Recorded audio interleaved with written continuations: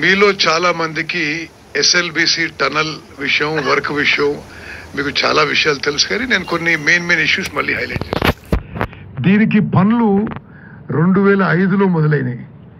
ఒక 20 ఏళ్ల నుంచి ఈ పనులు కొనసాగుతున్నా అనేక ఆటంకాల వల్ల ఈ పనులు పూర్తి కాలేకపోయినాయి. ఇప్పుడు గౌరవ ముఖ్యమంత్రి రేవంత్ రెడ్డి గారి నాయకత్వంలో ఆర్ఎండ్బి మంత్రి గారు వెంకటరెడ్డి గారు, నేను, బాలు నాయక్ గారు, వంశీ గారు అందరం దృఢ సంకల్పంతో 2 ఏళ్లలో ఎస్ఎల్బిసి టనల్ పనులు పూర్తి చేయాలనే ఒక పట్టుదలతో ముందుకు పోతున్నాము. ఈ టనల్ పూర్తయిన తర్వాత శ్రీశైలం రిజర్వాయర్ నుంచి పోతిరెడ్డిపాడు కంటే తక్కువ లెవెల్ నుంచి తెలంగాణకి మరి ప్రతిరోజు 4000 క్యూసెక్లు, మొత్తం 3 టీఎంసీల నీళ్లు, 3 లక్షల ఎకరాలకి నీళ్లు రాబోతున్నాయి. అంటే ఈ 3 టీఎంసీలు సరే ఫలానా ఇన్ని రోజులకి ఫ్లడ్ అని క్యాల్కులేషన్. అసలు ఈ సంవత్సరం లాంటి వరదలు వస్తే ఇంక దానికి అది చాలా ఎక్కువ నీళ్లు కూడా తీసుకొచ్చే అవకాశం ఉంటుంది. అదేవిధంగా ప్రస్తుతానికి ఆ నీళ్లని లిఫ్ట్ చేస్తూ ఏఎంఆర్పి ప్రాజెక్ట్ ద్వారా లిఫ్ట్ ద్వారా చేస్తున్నాం. దీనికి కరెంట్ ఖర్చులు ప్రతి సంవత్సరం ప్రభుత్వానికి 500 కోట్ల రూపాయలు అవుతున్నాయి. మరి ఇది తెలుసు మీకు, ఇది చాలా దురదృష్టకరమైన సంఘటన జరిగింది. 8 ప్రాణాలు కోల్పోయినాం. వాళ్ళందరి కుటుంబాలను ఆదుకున్నాం. ప్రతి కుటుంబానికి 25 లక్షల ఎక్స్గ్రేషియా ఇవ్వడం జరిగింది. ఆ కుటుంబాలకి ఇతరత్ర సహాయం కూడా చేయడం జరిగింది. మరి ఆ యొక్క అక్కడైతే జియాలజీ ఏదైతే అఫెక్ట్ ఉందో అది కాకుండా ఇంకొద్దిగా దాన్ని డైవర్ట్ చేసుకొని తిరిగి టనల్ పనులు మొదలు పెట్టబోతున్నాము. మొదలు పెట్టడానికి ముందు ప్రపంచంలోనే అత్యాధునికమైన టెక్నాలజీతో హెలిబాన్ ఏరియల్ ఎలక్ట్రోమాగ్నెటిక్ సర్వే ద్వారా ముందు ఒకసారి మొత్తం 44 కిలోమీటర్లది 1-2 సార్లు సర్వే చేయబోతున్నాం. అంటే ఈ రోజు మొదలు పెట్టుకుని 3 రోజుల పాటు హెలికాప్టర్ సర్వే చేస్తారు.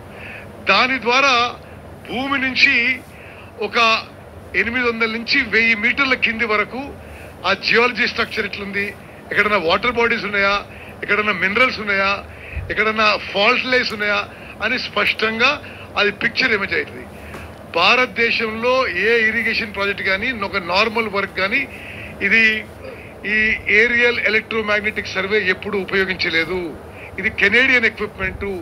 ప్రత్యేకంగా మరి మన ప్రభుత్వం ఈ టనల్ పూర్తి చేయాలనే పట్టుదలతో ముందు ఈ ఏరియల్ ఎలక్ట్రోమాగ్నెటిక్ సర్వే చేసుకొని ఆ తర్వాత మరి ఆ టనలింగ్ వర్క్ కూడా మరి ప్రపంచంలోనే అత్యాధునిక మెథడ్స్, అడ్వాన్స్ టనలింగ్ మెథడ్స్ తోని పనులు పునఃప్రారంభించబోతున్నాము. మరి ఇప్పుడు ఈ ఎస్ఎల్బిసి టనల్ కి మంజూరైన అమౌంట్ 4600 కోట్లు.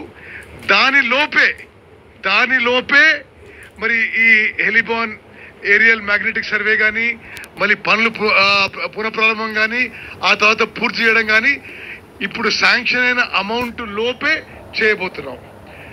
అదేవిధంగా ఈ యొక్క ఈ సర్వే కోసం మరి అదేవిధంగా టనల్ కొలాప్స్ అయిపోయినప్పుడు మేము ఏమనుకున్నామంటే ముఖ్యమంత్రి గారు మేము ఆలోచన చేసి భారతదేశంలోనే ఈ టనలింగ్ మెథడ్స్ లో ఎవరు ఎక్కువ నైపుణ్యం ఉన్నవాళ్ళు, సరే ఇండియన్ ఆర్మీ బార్డర్ లో చాలా టనల్స్ తవ్వుతారు.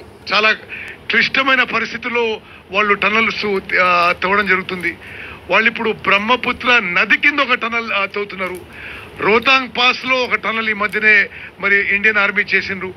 వాళ్ళ అనుభవం దృష్టిలో పెట్టుకొని భారత సైన్యానికి ఇంజనీర్ ఇన్ చీఫ్ అయిన జనరల్ హర్పాల్ సింగ్ వారిని ప్రభుత్వానికి సలహాదారుగా తీసుకున్నాం.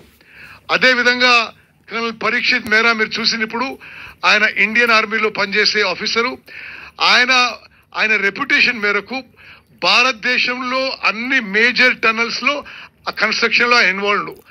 అదే కాకుండా ఆయన ప్రపంచవ్యాప్తంగా కూడా మరి టనలింగ్ విషయంలో, టనలింగ్ టెక్నాలజీ విషయంలో, టనలింగ్ టెస్టింగ్ విషయంలో అతను మరి చాలా పేరు ప్రఖ్యాతలు గాంచిన ఆర్మీ ఆఫీసర్. వారిని తెలంగాణ ప్రభుత్వంలోకి డెప్యుటేషన్ మీద తీసుకొని ఈ టనల్ పనులు వారి ఆధ్వర్యంలో చేస్తున్న విషయం కూడా నేను మనం చేస్తున్నాను.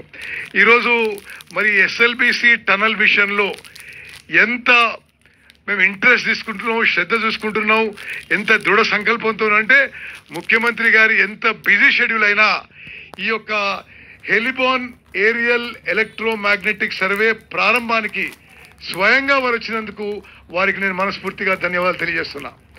అదేవిధంగా వెంకటరెడ్డి గారు నా సహచరుడు, మంచి మిత్రుడు. ఈ టనల్ పనులు ఎప్పుడు 20 ఏళ్ల క్రితం మంజూరైనప్పటి నుంచి ఈ ఎస్ఎల్బిసి టనల్ పనుల విషయంలో చాలా ఆసక్తితో వాళ్ళు ఇది ఫాలోఅప్ చేస్తున్నారు. వారు కూడా ఈ టనల్ పూర్తి కావాలని చాలా పట్టుదలతో ఉన్నాడు. ఇప్పుడు నేను వెంకటరెడ్డి గారిని మరి సంక్షిప్తంగా మాట్లాడని కోరుతున్నా. వెదర్ డిటరేట్ అవుతుంది కాబట్టి మనం తొందరగా ముగించుకొని విల్ మూవ్ ఆన్.